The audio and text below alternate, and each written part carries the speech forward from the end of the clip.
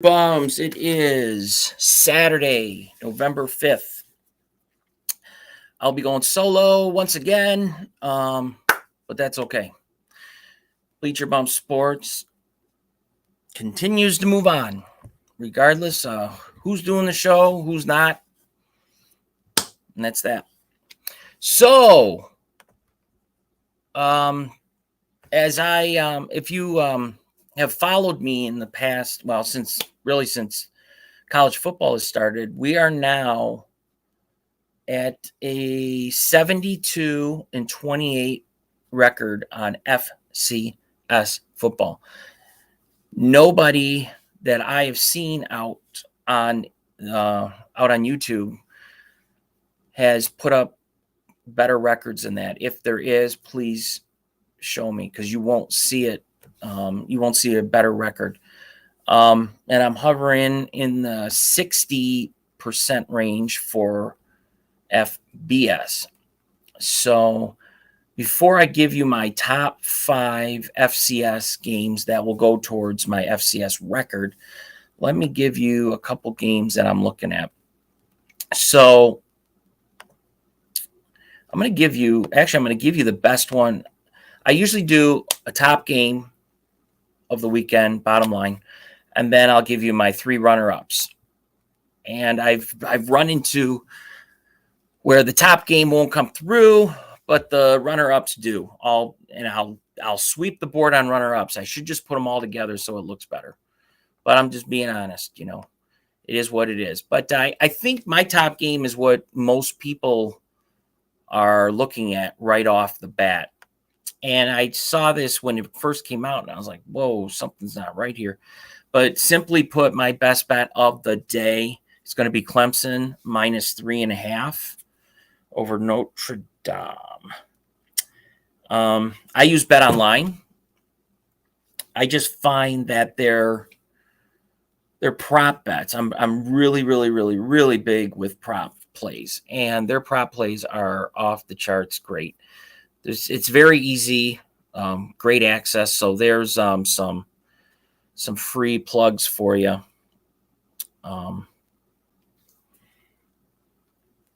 Let's just do this real quick. There's some free plugs for you. Bet Online. All right, sorry. We're back to it. Clemson -3 over Notre Dame. Tigers have scored 30 or more points in 7 of their 8 games this season. Clemson currently features the 19th ranked scoring offense in the country. They're averaging 37.1 points per game. Their offense has been extremely efficient on third downs. They're converting 48.4% of the time. Their running back, Will Shipley, is a major reason for Clemson's success, and you're going to see that today. You're going to, if you watch the game, that's the only name you're really going to hear today. He is going to run up their ass. He's just a sophomore. He's rushed 123 times for 739 yards, 10 touchdowns. He's averaging 6 yards per carry. Now, he is facing a Notre Dame defense that's giving up 129.1 rushing yards per game. Shipley's numbers that are predicted today are that of an average of over 5 yards per carry. And when he does that, it definitely will help push the Tigers to cover the spread. And if he is over 5 yards per carry, they have covered the spread 60% of the time. I don't think this game is going to be close. I think Clemson's going to come out. I think the Tigers are definitely showing their stripes, and they're just coming out, and they're the Clemson that we remember from years ago when they just kind of ruled everything.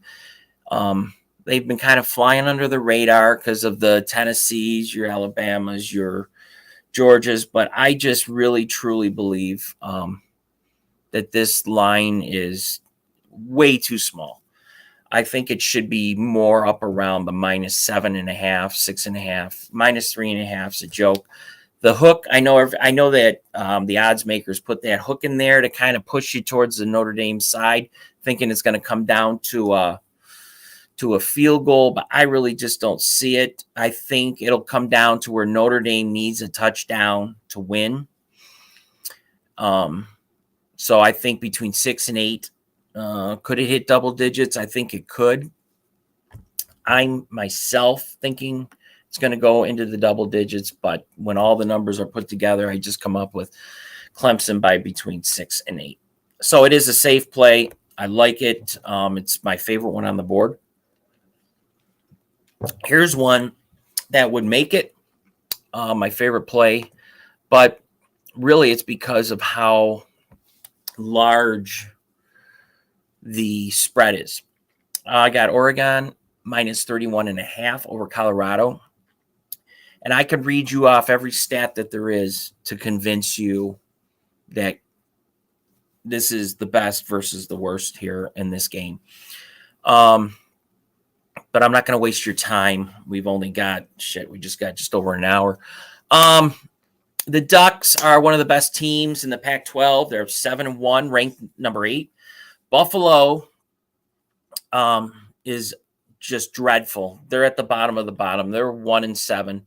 Only game won was by California.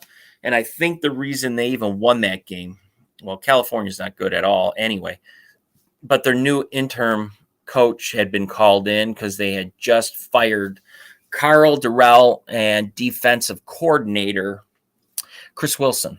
So once they fired him, they brought in Mike Sanford to be the interim coach. And you know how players get all amped up. Yeah, let's do this for coach.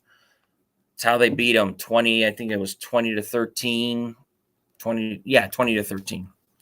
And after that, right back down. The excitement was lost. Now, I think they're at the bottom of the Pac-12. They're in the bottom 10 teams of all college football down there with your Hawaiis, your FIUs. So this week's going to push them even further in the mud. It's going to be bad. I think the Ducks, I mean, you could play this game any way you want. They're going to get up really fast. I'm thinking they could put up 60 to 70 points if they want. I'm thinking an interesting type of bet you could do, and it's what I'm going to do. I'm going to take, because we know how these college games go. They'll load up in the first half, feel sorry for the team, then they back off. They start playing some players that aren't probably going to see Sunday at all. Well, most of them won't anyway, but they get some of the bench players out there. So even though I like the Oregon minus 31.5, I think they'll have no problem hitting it.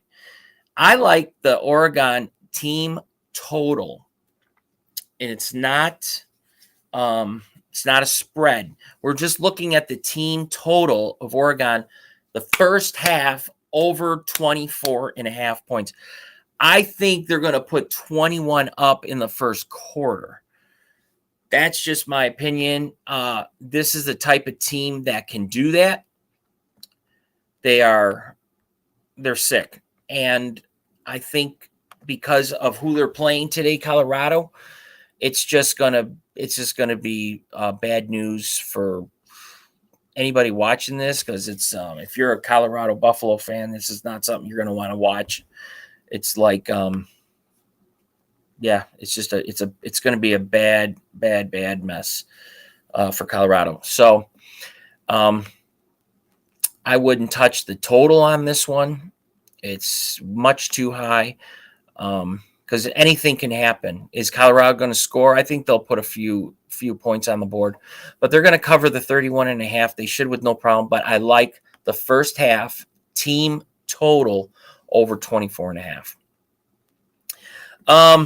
Then I always like to do this game, even though I don't usually bet it because I just like to watch it, because I'm really big with paramedics, police, firemen, the whole deal, all the armed forces. I'm really, really supportive. My dad was in the Air Force, so that's a big deal to me. But when the two play, I like to watch it. But this one just stands out for people who are betting on it. I personally won't bet on it because it's one of the armed forces. I always support both of them. But this line is for you guys to jump on. It's up to 7 now. When I posted it, it was at 6.5. So both teams, the total, I wouldn't mess with the total. It's at 40.5 right now. I wouldn't mess with the total. Both teams are going to run.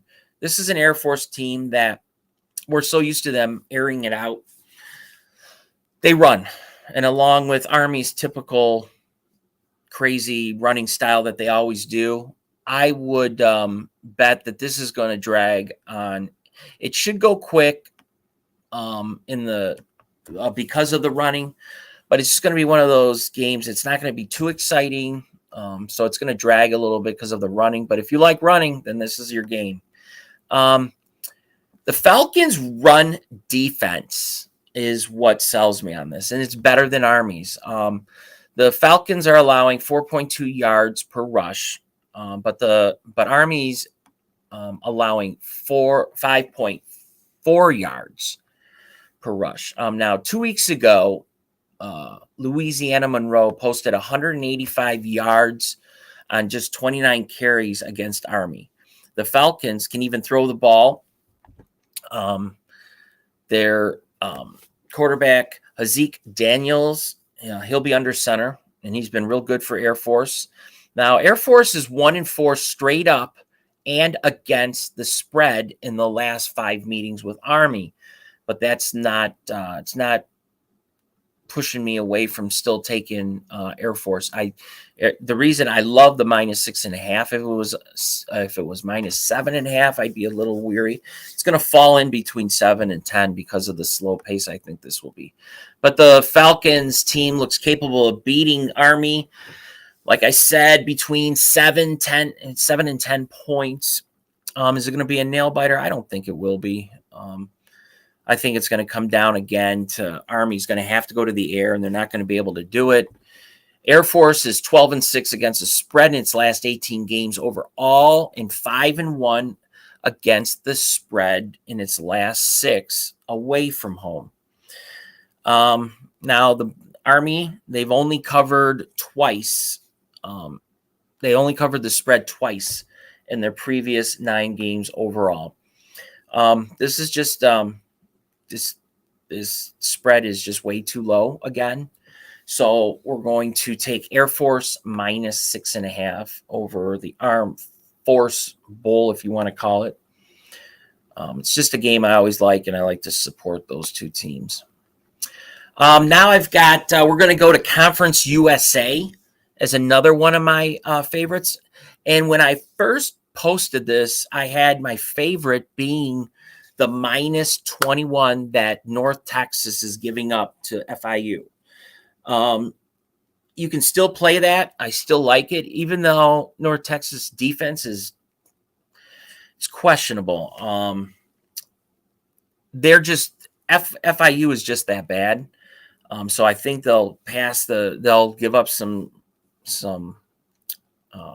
scores here, but they're going to put them up too, which makes me, and I hate this number. I hate anything in the 60s. I just hate. But North Texas and FIU over 63 is my play, and the play I'm suggesting. North Texas will be at home. FIU played Louisiana Tech last weekend, and in that one, they managed an overtime win of 42-34. As for North Texas, they're coming up of a matchup versus the Western Kentucky Hilltoppers, one of my favorite college mascots. I mean, a Hilltopper, you can't beat that. You hear that you're going to be the Hilltoppers are coming to town. That should scare you, but it sure as hell didn't do it for North Texas. They put a shellacking on Western Kentucky, 40-13. And I thought Western Kentucky was better than that, but apparently not. It just showed me actually that North Texas is that good. Now, as for the Mean Green, I don't see anything different in what they did to the Hilltoppers. And as a matter of fact, I think it's going to be worse for FIU. As for North Texas, I don't see any concerns winning this game by 21 points, even though their defense is not very good. Like I said before, they rank 8th worst in the FBS in total defense with 47 or 471.2 yards allowed. But on offense, they are 14th best in all of college football. 490.6 yards per game. And you don't hear of North Texas offense when they're talking about all like your Alabamas and your Georgias and stuff. They're up there, and they are 14th best, and they're averaging almost 36 points per game. Now, that has relied on their 37th ranked passing offense, 270.9 yards per contest to keep them competitive in most of their games. So their offense is keeping them there, but their defense, they're still allowing yards. Now, as for FIU, they're just horrible. Their defense has been in the bottom 25 in total defense all year, surrendering 430 yards per game, which ranks 21st worst. And offensively, it ranks 105th worst with 345.9 total yards per game.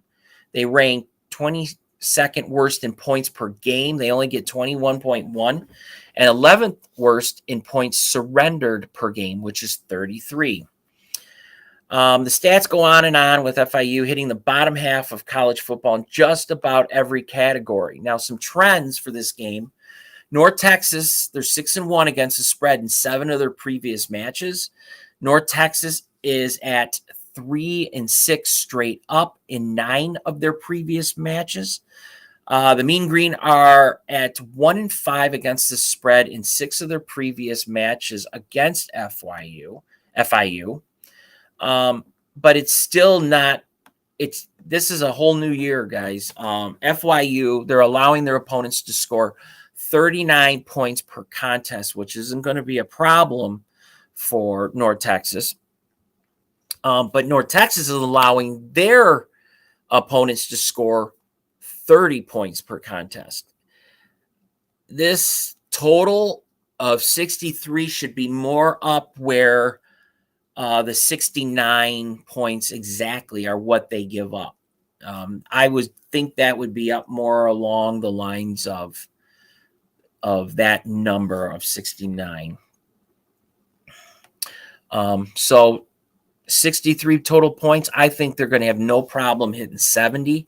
So that is, to me, the better of the bets. I think North Texas is going to beat them by 21. But gun to head, if I'd take one of the two, let's take the over 63 as the best bet there. And my third, I guess you call it runner-up to my best bet, is TCU. It's now down to -8.5. I'd be all over this. Texas Tech is 4-4 straight up and also against the spread. Their winning total coming into the season, they had them at 5.5. So if they can get to 6 or 7 wins for Texas Tech, their coach, Joey McGuire, said they'd be totally happy with that. With that said, TCU has played well, way past their expectations this year. And if they can win out and win the Big 12 championship, they could get into the college football playoff. But by doing that, they've got to make some noise here. And they've got to absolutely hammer Texas Tech today. And with a line of -8.5, that is too low for this game. TCU has always made their name on their offense. Every time you see a TCU game, you know, oh my, there's going to be some points scored here. Now, they average 44.3 points per game, which is 3rd in the country. And their yards per, let's see, yeah, their yards per game is just a crazy 518.6 yards per game, which is fourth in the country.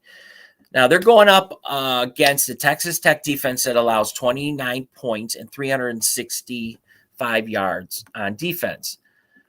They could listen. TCU is going to score points in this game, and they could easily put up 40 points.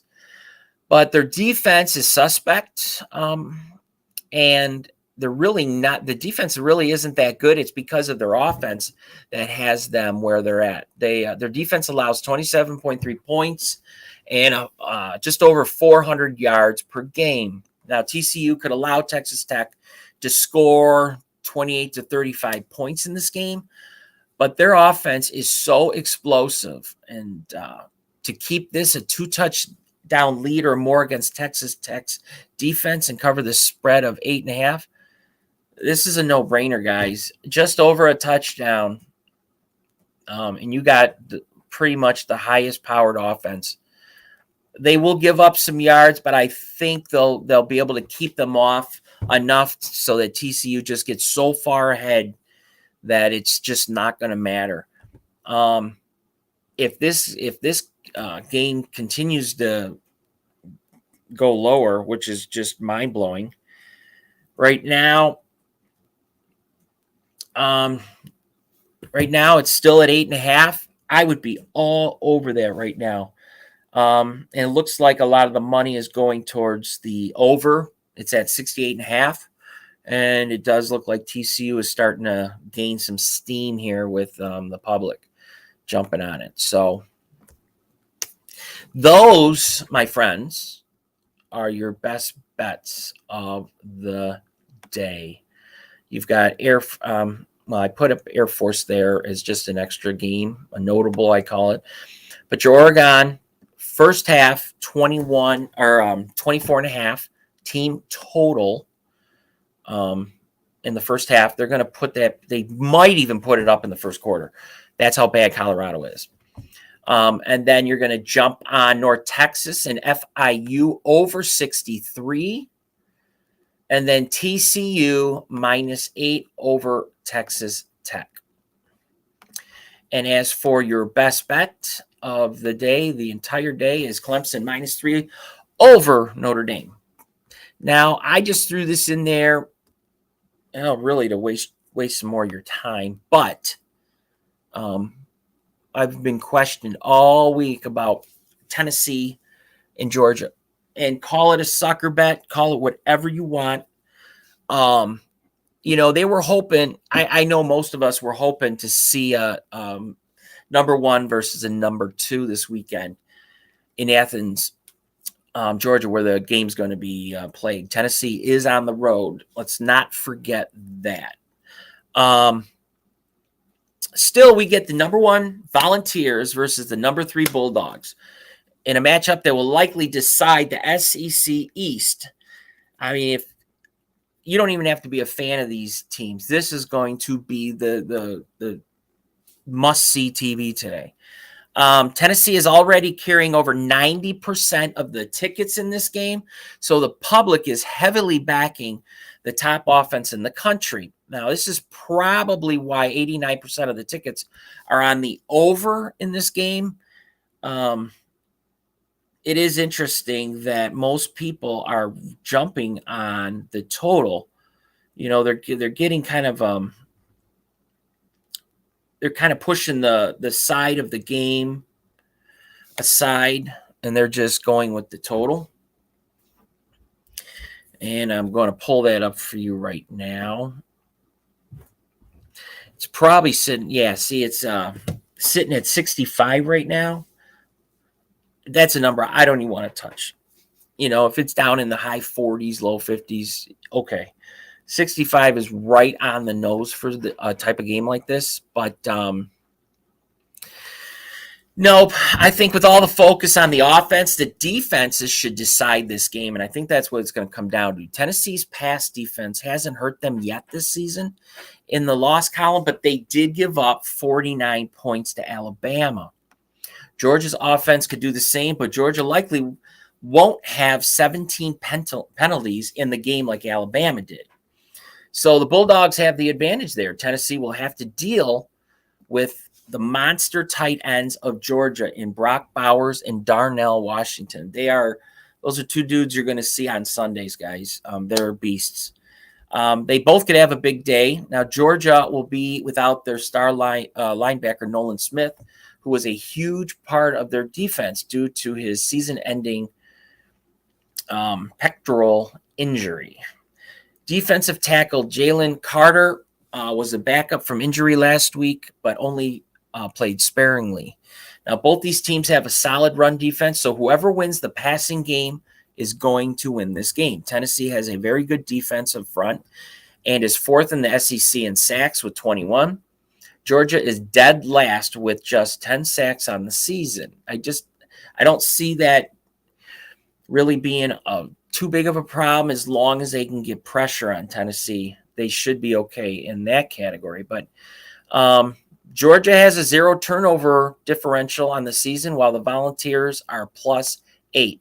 Now, if Georgia takes care of the football, I don't think they will lose the game. This is just Tennessee's third road game this year after they won an overtime game at Pitt and blew out LSU. In the 3 tightest games Tennessee has been involved in this year. Quarterback Hendon Hooker has thrown for over 300 yards. Georgia shouldn't lose this game at home, but I don't think they're going to cover either.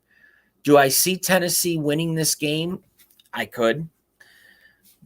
Will it? I think this is going to be. It's gonna come down to under a touchdown. So it's either going to be in between 3 and 6 points. So the obvious is to take Tennessee. Now it's up to 9. It just came up to 9 now. I'd be all over the +9. Am I buying into the Tennessee hype? Yep, I'm buying into it, but I believe in it. I think Tennessee has. I don't think the odds makers expected them to be as good as they have been this year. And I think it's showing with a +9 when they basically took care of business last week. They didn't learn from that. Georgia is a badass team, but I think Tennessee is going to show some muscle. And because they're on the road is why I think that Georgia might win the game. But I wouldn't be shocked if Tennessee wins.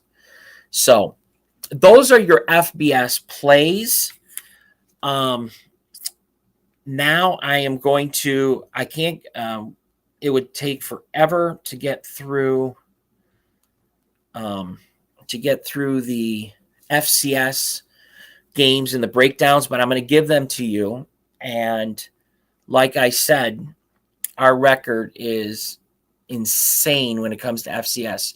Nobody on YouTube or Facebook is talking about it. So that's why I'm here to take care of that for you.